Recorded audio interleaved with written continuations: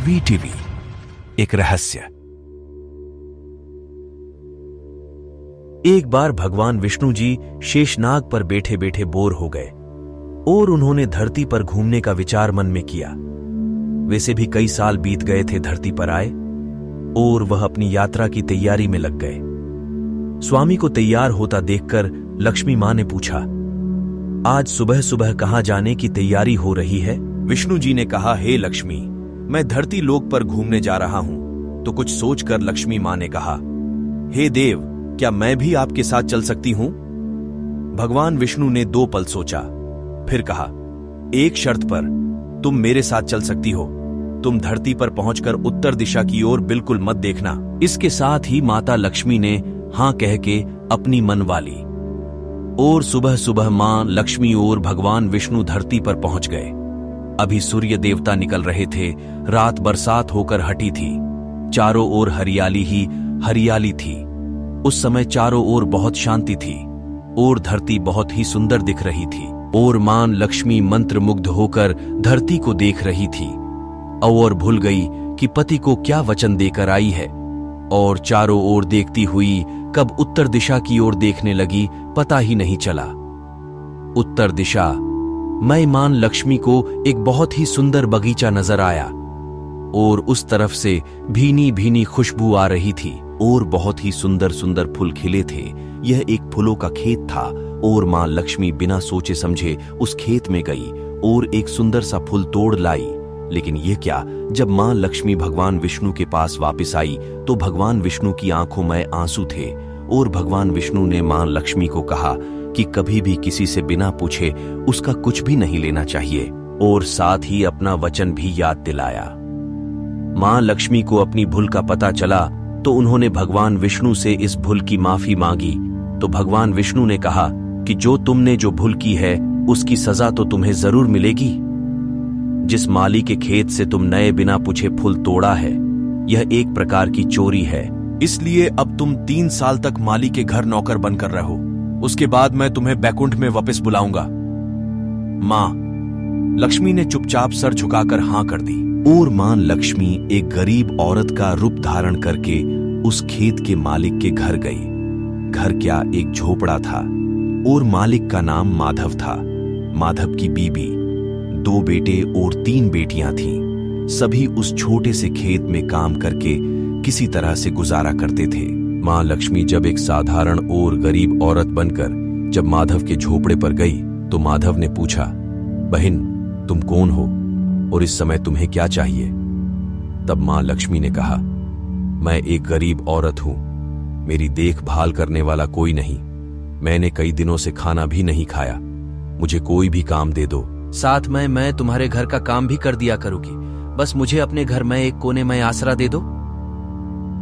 माधव बहुत ही अच्छे दिल का मालिक था, उसे दया आ गई, लेकिन उसने कहा, बहन, मैं तो बहुत ही गरीब हूं, मेरी कमाई से मेरे घर का खर्च मुश्किल से चलता है। लेकिन अगर मेरी 3 की जगह 4 बेटियां होती तो भी मैंने गुजारा करना था। अगर तुम मेरी बेटी बनकर जैसा रूखा सूखा हम खाते हैं उसमें खुश रह सकती हो तो बेटी अंदर आ जाओ। माधव ने मां लक्ष्मी को अपने झोपड़े में शरण दे दी और मां लक्ष्मी 3 साल उस माधव के घर पर नौकरानी बनकर रही। जिस दिन मां लक्ष्मी माधव के घर आई थी उससे दूसरे दिन ही माधव को इतनी आमदनी हुई फूलों से कि शाम को एक गाय खरीद ली। फिर धीरे धीरे माधव ने काफी जमीन खरीद ली और सबने अच्छे अच्छे कपड़े भी बनवा लिए और फिर एक बड़ा पक्का घर भी बनवा लिया। बेटियों और बीबी ने गहने भी बनवा लिए और अब मकान भी बहुत बड़ा बना लिया था। माधव हमेशा सोचता था कि मुझे यह सब इस महिला के आने के बाद मिला है, इस बेटी के रूप में मेरी किस्मत आ गई है मेरी। और अब 2-5 साल बीत गए थे, लेकिन मां लक्ष्मी अब भी घर में और खेत में काम करती थी। एक दिन माधव जब अपने खेतों से काम खत्म करके घर आया तो उसने अपने घर के सामने द्वार पर एक देवी स्वरूप गहनों से लदी एक औरत को देखा। ध्यान से देखकर पहचान गया, अरे यह तो मेरी मुंहबोली चौथी बेटी यानी वही औरत है। और पहचान गया कि यह तो मां लक्ष्मी है। अब तक माधव का पूरा परिवार बाहर आ गया था और सब हैरान होकर मां लक्ष्मी को देख रहे थे। माधव बोला, है मां, हमें माफ कर, हमने तेरे से अनजाने में ही घर और खेत में काम करवाया। है मां, यह कैसा अपराध हो गया है मां, हम सबको माफ कर दे। अब मां लक्ष्मी मुस्कुराई और बोली, है माधव, तुम बहुत ही अच्छे और दयालु व्यक्ति हो। तुमने मुझे अपनी बेटी की तरह से रखा, अपने परिवार के सदस्य की तरह से। इसके बदले मैं तुम्हें वरदान देती हूं कि तुम्हारे पास कभी भी खुशियों की और धन की कमी नहीं रहेगी। तुम्हें सारे सुरख मिलेंगे जिसके तुम हकदार हो। और फिर मां अपने स्वामी के द्वारा भेजे रथ में बैठकर बैकुंठ चली गई।